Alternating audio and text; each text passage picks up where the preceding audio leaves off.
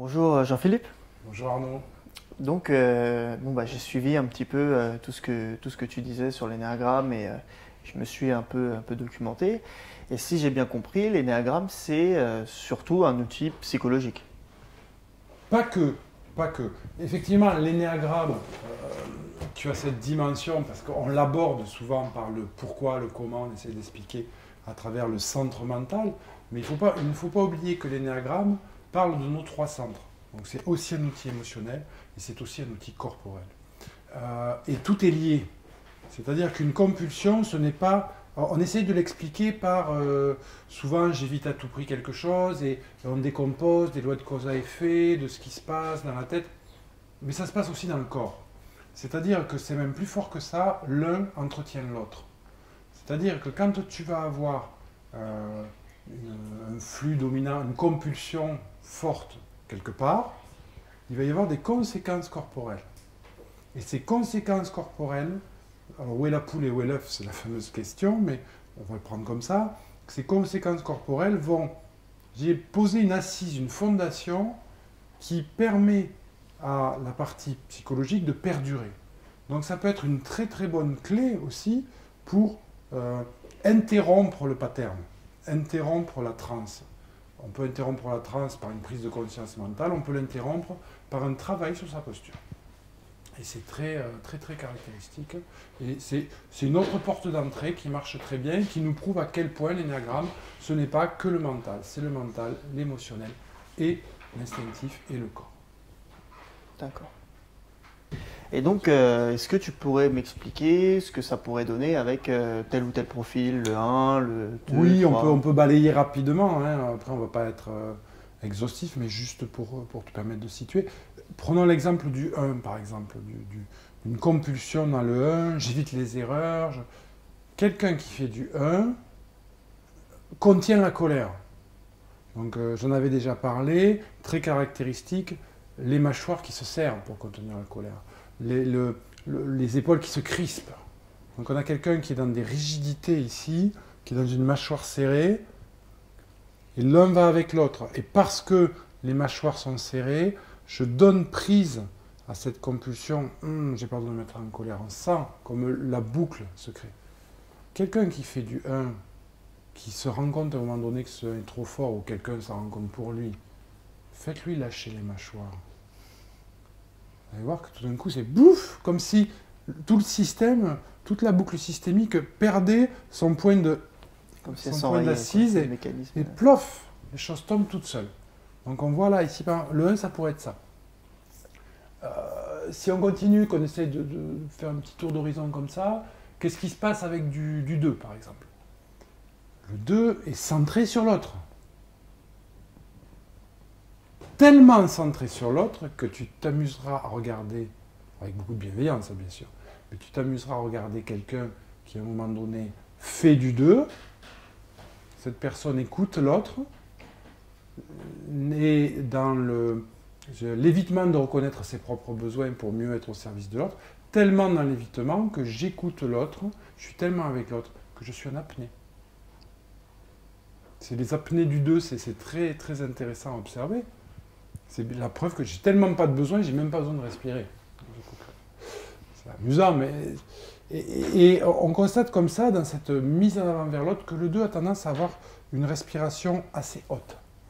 Ça se passe en haut. Pourquoi? Parce qu'en bas, c'est là où sont mes besoins. Donc je ne veux pas y aller, inconsciemment. Je ne veux pas aller là où sont mes besoins. Et souvent, vous constaterez chez le 2 une grande mobilité du corps au niveau de la partie haute, hein, ça part avec les mains, ça.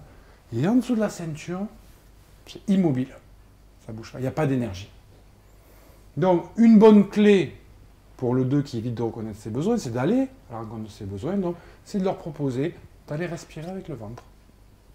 Ça va faire descendre la conscience, ça va faire descendre vers leurs besoins, ça va interrompre le pattern.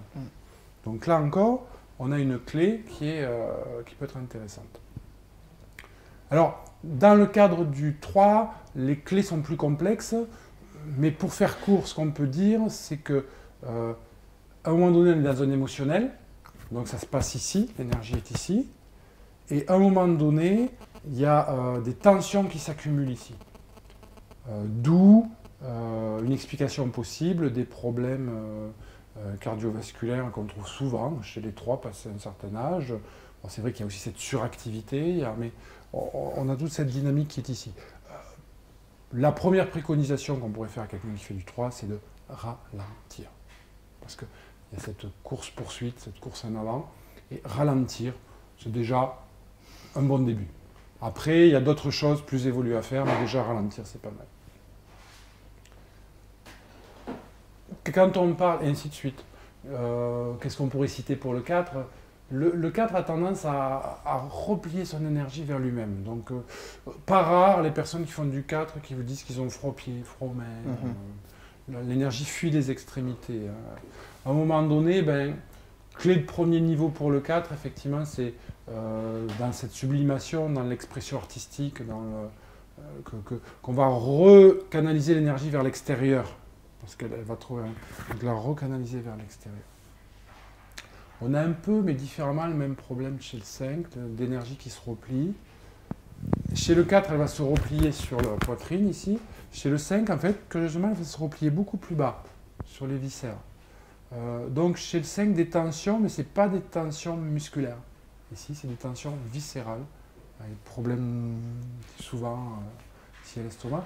Et on sait que la passion du 5, c'est l'avarice. Alors, on regarde un petit peu si l'énergie se recroqueville, ce que ça donne. On croirait l'avare avec sa cassette, hein, complètement. Donc, cette énergie qui se recroqueville, il faut la refaire sortir. Donc, en termes de posture, c'est très simple. Hop là, voilà. C'est rebomber le torse, relever la tête, comme ça. Et toute cette énergie qui est ici, elle peut re-inonder le corps. Et le 5 peut aller dans le monde.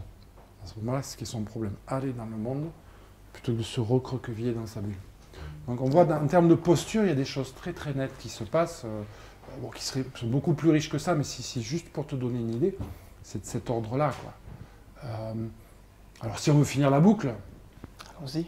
Une personne qui fait du 6, pour faire court, cette personne qui se méfie de tout ce qui pourrait lui arriver, qui serait dangereux. Hein. Donc c'est une personne qui est en hypervigilance, qui maintient son système nerveux en activité en permanence.